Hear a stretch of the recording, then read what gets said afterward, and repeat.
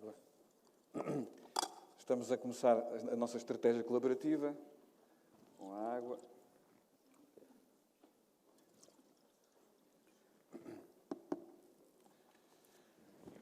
Bem, muito boa tarde, bom dia ainda a todos. Nós combinámos que esta conversa iria decorrer a partir de um princípio que é o cada um de nós vai vigiar e proteger o tempo do outro, a oportunidade do outro falar. E, nesse aspecto, cabe-me a mim iniciar este diálogo, tendo em consideração que o Jorge Moreira da Silva tem, apesar da sua juventude, um percurso extraordinário na área das questões ambientais e climáticas, porque, no fundo, estamos a falar da mesma coisa, estamos a falar em duas dimensões que estão relacionadas, tendo passado pelo Parlamento Europeu, tendo passado pelas Nações Unidas, por vários cargos a nível governamental, e estando agora na OCDE, eu gostaria que ele nos caracterizasse o que é que, neste momento, está a falhar em matéria de colaboração no plano internacional em que ele se situa. Muito bem. Bom dia a todos. Eu trago este PIN, que é o PIN dos Objetivos de Desenvolvimento Sustentável da Agenda 2030. E se tivéssemos que encontrar o nosso projeto para colocar o homem na Lua, o nosso projeto, neste momento, o maior projeto para a humanidade é o desenvolvimento sustentável. E o desenvolvimento sustentável não é apenas ambiente ou combate às alterações climáticas. Há sempre o risco de associarmos demasiado o tema da sustentabilidade à área ambiental, quando hoje o desafio é ambiental, mas é também social e é económico. Se é verdade que nós temos um conjunto de crises que são inexoráveis e que precisam de uma resposta urgente, nomeadamente nas alterações climáticas, não é menos verdade que a resposta tem de ser integrada, interdisciplinar e colaborativa. Porquê? Porque nós, apesar de estarmos todos muito preocupados com a crise climática, temos também de estar preocupados com o facto de ainda existirem no mundo 730 milhões de pobres em situação de pobreza extrema, mais de 800 milhões de pessoas com fome, 1.300 milhões de pessoas no mundo sem acesso à eletricidade, 2.400 milhões sem acesso a saneamento básico. Isto é, não basta uma resposta ambiciosa do ponto de vista ambiental, é necessária uma resposta que combata a pobreza, combata as desigualdades, proteja o meio ambiente, crie condições para que ninguém fique para trás. E, portanto, esta é uma lógica que só pode ser atingida de uma forma colaborativa. Porque se nós não cumprirmos em casa estes objetivos, não estamos a contribuir para a Agenda 2030. Mas também, se não ajudarmos os outros, aqueles que estão mais para trás, a atingir estes objetivos, acabaremos por ser inconsequentes em relação a esta grande ambição. Portanto, há aqui uma lógica de paz, planeta, pessoas, prosperidade e parceria.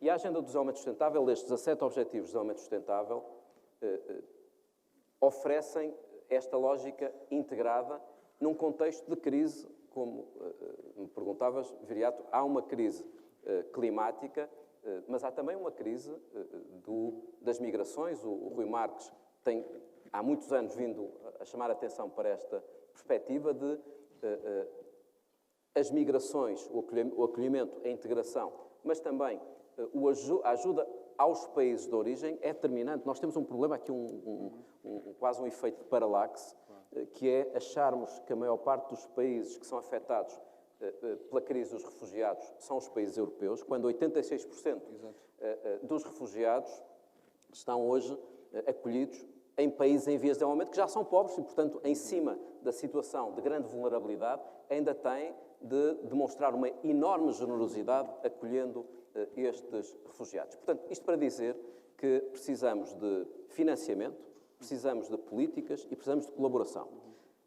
A fatura é simples. Se nós tivéssemos que receber em casa um envelope da fatura dos Objetivos de Desenvolvimento Sustentável, essa fatura dizia falta pagar, por ano, 2,5 trillion dólares. Portanto, 2,5 bilhões de dólares é aquilo que está em falta. Dirão, mas isso é imenso dinheiro. É, mas a verdade é que existem neste momento disponíveis no mercado de capitais nos fundos de pensões, nos mercados financeiros, 382 trillion dólares, portanto, 382 bilhões de dólares. Portanto, bastava menos de 1% para o planeta, para as pessoas, para a pobreza, para a prosperidade, para a paz, para as parcerias, vindos desse mercado, para termos o problema resolvido. Portanto, a situação é urgente, é grave, mas há uma grande esperança associada a estes 7 objetivos, sendo que para isso nós só podemos cumprir se ajudarmos os países mais pobres a cumprir e em casa, se houver uma lógica colaborativa e interdisciplinar. Se compararmos estes objetivos com os objetivos do milénio, estes são mais integrados, mais interdisciplinares, mais colaborativos e mais interdependentes, demonstrando que não é possível cumprir apenas em casa sem ajudar os outros a cumprir e que não é possível cumprir apenas olhando para a vertente ambiental. E sou insuspeito porque eu venho dessa área,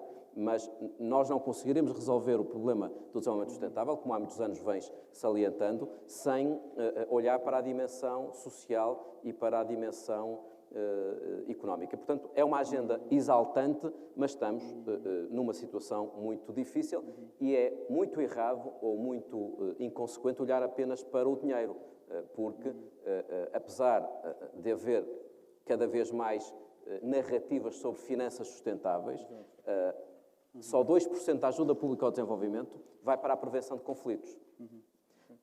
Só 10% do investimento direto estrangeiro vai para os países frágeis. Ora, 80% dos pobres vivem em contextos de fragilidade. Portanto, há um conjunto de inconsistências e se estivermos obcecados com aumentar o tamanho do bolo e não na lógica da repartição equitativa e justa do bolo, vamos deixar cada vez mais para trás. Mas eu estou numa segunda fase, exato. Podemos falar das soluções. Mas deixa-me reciprocar e tendo por base que tu, há muitos anos, tens uma perspectiva conceptual muito integrada do desenvolvimento, da prevenção de conflitos, da lógica de o ambiente ao serviço do desenvolvimento e não como fator que está em contradição com o ambiente. Tu vens da filosofia do debate internacional e depois tens uma perspectiva muito afirmada há muitos anos sobre as crises. E todos temos ouvido o Viriato várias vezes nas televisões e nos seus livros e nos artigos a falar de várias crises, nomeadamente da crise climática. Eu sou daqueles que acreditam que não é possível encontrar uma resposta se não percebermos bem a dimensão da crise. E, portanto, fala-nos da crise numa lógica inconformista, mas também reformista. Sim, sim. Muito obrigado, Jorge. Eu, em relação àquilo que disseste, penso que estamos de acordo.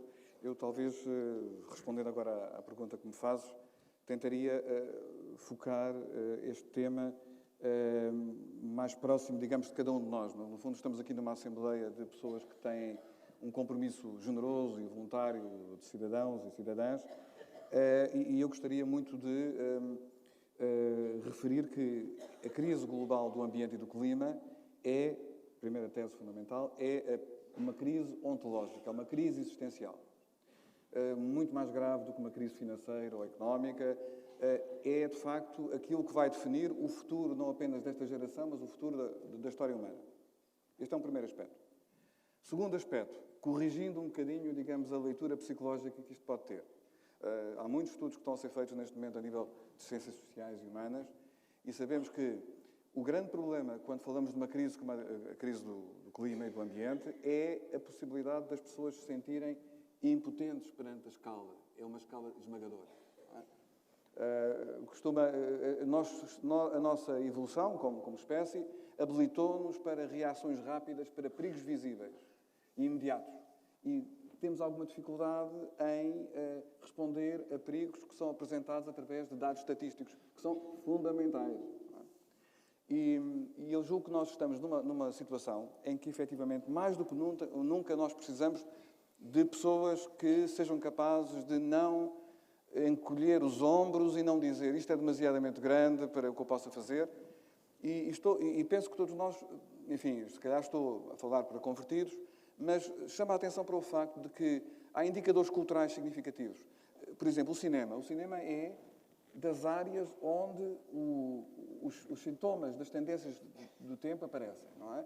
E, neste momento, dois filmes que estão a ter bastante sucesso são duas histórias éticas. São duas histórias de pessoas que se ergueram contra forças gigantescas. Estou a pensar naquele filme, o Dark Waters, penso que é mesmo em português, continua com o título em inglês, que conta uma história real de um advogado que ainda está vivo, o Robert Bilott, que, trabalhando num escritório de advogados, que trabalhava para a indústria química, é capaz de, correndo o risco de ficar desempregado, de comandar, digamos assim, um processo de luta pela justiça contra uma gigante da química, a DuPont. E o filme Uma Vida Escondida, que conta a história de alguém que provavelmente será um santificado pela Igreja Católica, um camponês austríaco, o Franz Jägerstätter, que, sozinho, enfrentou até à morte os tribunais da justiça nazi, justiça entre aspas. Portanto, eu penso que nós temos que ganhar inspiração para enfrentar esta crise. E esta crise, eu penso que, de uma forma muito sinótica, eu gostaria de relacioná-la com, por exemplo, o tempo da nossa relação mais ativa como amigos e como colaboradores. E como, às vezes, adversários da mesma causa. Nós tivemos a nossa primeira polémica amiga em 2002. No regresso da Cimeira de Joanesburgo, sobre alterações climáticas, enfim, uma grande cimeira das Nações Unidas. Nessa altura, a situação do clima, e há um indicador muito simples, eu vou dizer estes números, mas porque me parece que é um caminho muito simples. Assim como nós temos a noção do nosso estado de saúde através da quantidade de febre que temos, não é? E, evidentemente, se o nosso filho ou a nossa filha tiver 38 graus, nós ficamos preocupados. Se tiver 41 graus, ficamos assustados, em pânico, não é? Também há uma febre planetária. As alterações climáticas também têm um indicador que é a concentração na atmosfera, partes por milhão, do CO2. Ora bem, quando eu comecei a conhecer melhor o Jorge Moreira da Silva, nós tínhamos 375 partes por milhão de volume de CO2 na atmosfera. 2002. Uns anos depois, envolvi-me bastante, por convite também da Comissão Europeia, do seu presidente na altura, na negociação para a COP15, que foi um fracasso, em 2009, em Copenhaga. E, quando terminou essa conferência, nós já tínhamos, em 2009, 390 partes por milhão de volume de CO2 na atmosfera. Há 10 anos atrás. E agora que estamos envolvidos numa nova avançada da política ambiental, com a União Europeia eventualmente a liderar, nós já temos 415. Isto significa que, para termos uma ideia, significa que entre 1988, que foi o ano em que se criou o painel intergovernamental para as alterações climáticas, e agora, nós emitimos mais dióxido de carbono e gases de efeito de estufa para a atmosfera do que no período histórico anterior.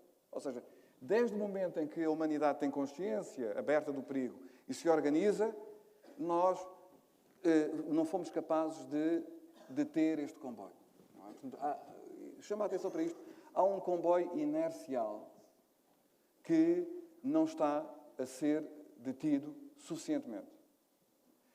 Os registros históricos do progresso das emissões indicam uma coisa que também não nos conforta muito, que é, de 73 até hoje, houve 4 momentos em que as emissões diminuíram, efetivamente. Diminuíram. Não estou a falar em alguns anos de estagnação recentemente. Estou a diminuir. E foram momentos não de políticas de colaboração entre os Estados e entre as empresas para reduzir, mas foram momentos de crise económica mais ou menos profunda. Foi em 73, 74, a primeira crise do petróleo, as emissões baixaram 2,4%. 79, 80, a segunda crise, baixaram 0,4%. Foi em 97, 2000, na crise das economias asiáticas e das empresas digitais, baixaram 3,5%. E foi em 7, 8, 2007, quando foi do crash subprime.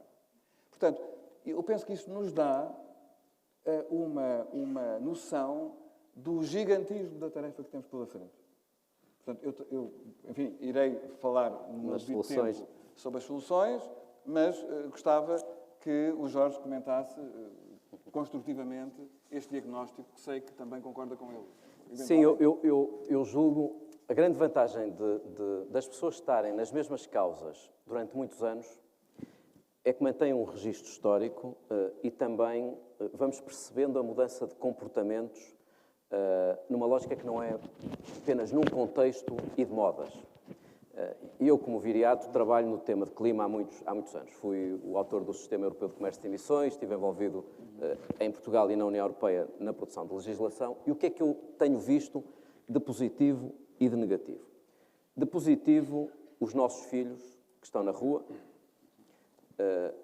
uma muito maior consciencialização do cidadão, consumidor, contribuinte e leitor para estes temas, uma maior consciencialização do sistema financeiro. Basta ver a carta da semana passada do Larry Fink, da BlackRock, o maior fundo do mundo, a dizer, a partir de agora, eu não apoio financiamento em ativos que considero tóxicos, o que significa que não está a fazer uma conversa de esverdeamento, está a dizer, não, eu não vou apenas pôr mais dinheiro no que é verde, vou deixar de pôr dinheiro no que não é verde. Basta ver o número de conferências que têm surgido nos últimos dias sobre finanças sustentáveis. Portanto, isso é positivo. O grande problema tem a ver precisamente com o que o Viriato dizia, da inércia e do ritmo. Era suposto que esta consciencialização já tivesse ocorrido há 20 ou 30 anos. Portanto, há um problema de gap entre o momento em que a crise foi acionada, a consolidação dos sinais, como bem dizias, de agravamento da crise e o início de uma ação mais ambiciosa. Portanto, nós temos que acelerar. E sendo muito prático, precisamos de colaboração ativa. Não apenas de colaboração, mas uma colaboração ativa e de uma colaboração ambiciosa. Em dois planos. Uma colaboração dentro de casa, dentro de cada país, entre a política, a ciência, a economia e os mercados financeiros. É preciso passar à ação. Não se cumprem qualquer objetivo de redução das emissões sem pôr um preço no carbono. Lamento, pode ser muito impopular, mas a verdade é que se nós não internalizarmos na economia as externalidades ambientais, as coisas não mudam. Nós temos que saber, neste copo, qual é a componente de CO2 neste copo. Está aqui a matéria-prima, os custos da mão de obra, a logística, o marketing. O CO2 tem que estar neste copo.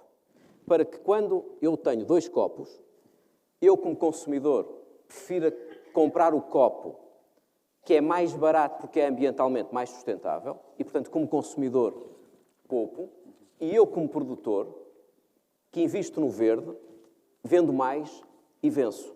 E, portanto, esta lógica de tributação do carbono, pôr um preço nas coisas, é decisivo. Não é popular. Hoje isso já existe nas empresas que estão no comércio de emissões. Metade do problema na Europa está coberto por este sistema, mas depois temos o tema dos transportes, das fontes difusas de financiamento. E a pergunta que eu faço é, nós estamos todos com a Greta Thunberg e com os nossos filhos, mas na hora da verdade temos políticas públicas consistentes e que doem, e que são difíceis, para travar hoje aquilo que pode vir a ser inultrapassável daqui a uma década? Segunda dimensão de colaboração. Portanto, há aqui uma questão de colaboração entre a política, a sociedade civil, a ciência e a economia. Há uma segunda lógica de colaboração, e preciso de um minuto só, Viriato, que é a colaboração entre países pobres e países mais desenvolvidos. 730 milhões de pobres, como eu disse. Sabem quantos pobres a mais teremos na próxima década apenas por causa das alterações climáticas? 100 milhões. Onde é que esses pobres estão? Onde é que vão estar? Nos países que mais emitem? Não. Nos países que hoje já emitem menos, mas que levarão com as consequências da mudança climática. 140 milhões de refugiados climáticos nas próximas 2 décadas. 2/3 dos investimentos necessários para atingirmos 1,5 graus à escala global têm de ser feitos nestes países. O que é que eu quero com isto dizer? Que mesmo Portugal, ou Inglaterra, ou qualquer país desenvolvido, assuma políticas extremamente ambiciosas de controle das emissões, se nós não ajudarmos os países mais pobres a combater a pobreza, a desenvolver-se economicamente, sem agravar a crise climática, não conseguiremos. Temos investimentos no carvão, neste momento, previstos para a próxima década, que são 300% acima do que é compatível com 1,5 graus. Vamos dizer a esses países não podem fazer? Bah, eles precisam de eletricidade. Há 1.300 milhões de pessoas que não têm acesso à eletricidade. Portanto, o que é que temos que fazer? Temos que colaborar com esses países, através de financiamento ao desenvolvimento, público, mas também utilização do público para alavancar o privado, para apoiar estes países. Portanto, temos dois exemplos muito práticos de colaboração. Não é possível combater as alterações climáticas em casa sem trazer a economia e as finanças e a política e os cientistas, e não é possível cumprir à escala global sem que países desenvolvidos e em vias de desenvolvimento colaborem. E, portanto, eu agora também te devolvo a pergunta. Muito obrigado, João. O que é que achas que temos que fazer? Exatamente. Eu julgo que vou falar apenas, o tempo também urge, de duas coisas em que estou envolvido. Não é? E que correspondem justamente a esta colaboração a uma escala superior à escala nacional. Uma é justamente ao nível das Nações Unidas, que deveria ser o chapéu de todo este processo, e que tem a ver com um projeto que está a ser organizado a partir de Portugal, embora seja um projeto que envolve gente de muitos países, que é justamente o de conseguirmos criar uma convenção para o sistema Terra, o Earth System. É um projeto que está em torno da ideia de casa comum da humanidade, Common Home of Humanity. Temos junto de nós muitos cientistas internacionais, como Will Steffen, que é talvez o cientista mais competente em matéria de clima, e temos um diálogo ao nível das Nações Unidas, não é? Portanto, espero também que da OCDE, a partir daqui se consiga. Não é? Basicamente, o que é que se pretende com isso? Pretende-se superar esta situação de completa estagnação das negociações climáticas. Há 40 anos que andamos a tentar fazer um milagre através de uma metodologia que dá resultados que não são satisfatórios. A grande solução para a questão do CO2, o mercado é um second best, não é o primeiro, o mercado das emissões, seria o imposto a nível global sobre o CO2. Se tivéssemos esse imposto, já estaríamos muito melhor. Em vez de termos esse imposto, nós temos uma coisa que é escandalosa. Nós temos subsídios aos combustíveis fósseis que, em 2017, dados do FMI, corresponderam a 6,5% do produto interno bruto mundial, 5,2 billion, ou trillion. Portanto, o dobro daquilo que está em falta, de acordo com o Jorge. E 5 vezes mais do que se dá às energias renováveis. Portanto, reparem, é, digamos, uma coisa moralmente escandalosa, não é? Portanto, no fundo, essa convenção teria uma enorme vantagem. Poderia permitir o quê? Permitiria uma negociação internacional entre os países onde, efetivamente, as questões do clima fossem associadas às questões da biodiversidade, às questões da proteção do solo, dos recursos hídricos e de muitos outros aspectos. Segunda coisa em que também estou envolvido, que é a União Europeia. Eu tenho tido sempre trabalhei sobre questões europeias, desde jovem, mas eu tenho tido, de facto, nos últimos anos, uma verdadeira obsessão e já escrevi 2 livros sobre a crise europeia. E tenho muitas dúvidas de que este entusiasmo da nova Comissão, do Ursula von der Leyen, possa ter sucesso. Não estou a pôr em causa a intenção e a boa vontade e a coragem que ela demonstrou ao avançar com as promessas de um acordo, de um pacto ecológico europeu. O que me parece é o seguinte, é que sem existir uma reforma da União Europeia, sobretudo uma reforma da zona euro e da estrutura de funcionamento da União Monetária, nós não teremos nem hipótese de lançar políticas europeias que possam ajudar países como a Polónia e outros a juntarem-se ao grupo dos que querem seguir neste caminho, nem teremos condições de estabilidade e de confiança na União Europeia para atrair o investimento privado, os tais 300 e tal trilhões trillion de dólares que existem. Portanto, evidentemente que a crítica que eu estou a fazer é uma crítica construtiva. A União Europeia tem uma responsabilidade fundamental, porque, apesar de tudo, é o único lugar do mundo onde nós conseguimos, entre 90 e 2017, uma redução de 23% das emissões de gases de estufa desde 1990.